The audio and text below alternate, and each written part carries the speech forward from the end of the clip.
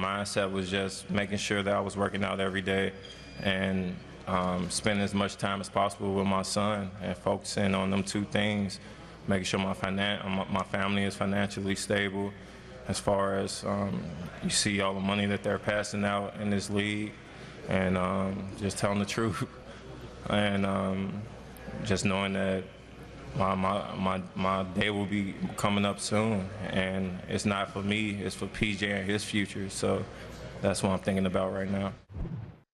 CT, what a difference a couple of years makes. That was September of 2015. Derrick Rose knew this day would be coming when he'd be a free agent and there'd be a lot of money getting handed out by NBA GMs and owners.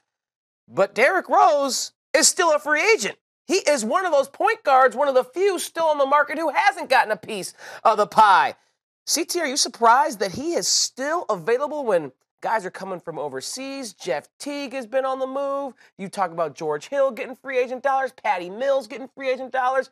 How surprised are you that he hasn't gotten his big contract in free agency? Shocked. Absolutely shocked. You named some guys to me. Darren Collison.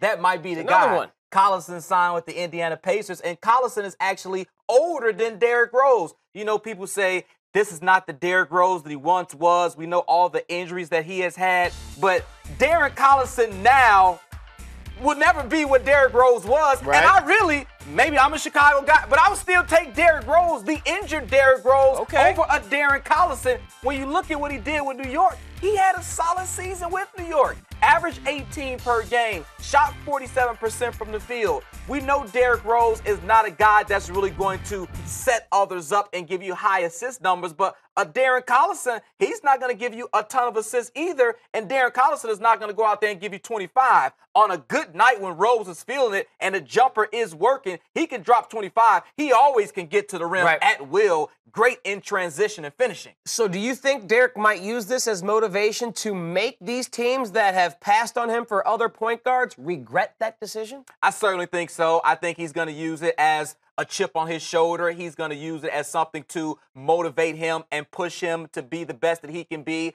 I don't think you'll see what you saw in New York where he was MIA with that before that game, where the team didn't know where he was.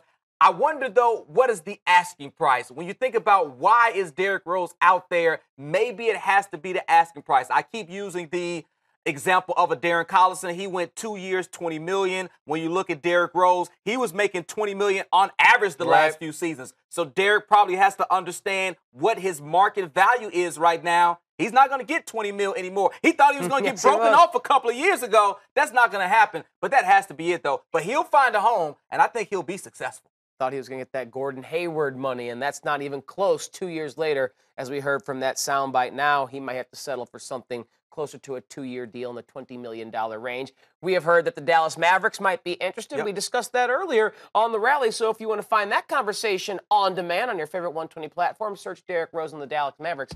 It's waiting for you on demand.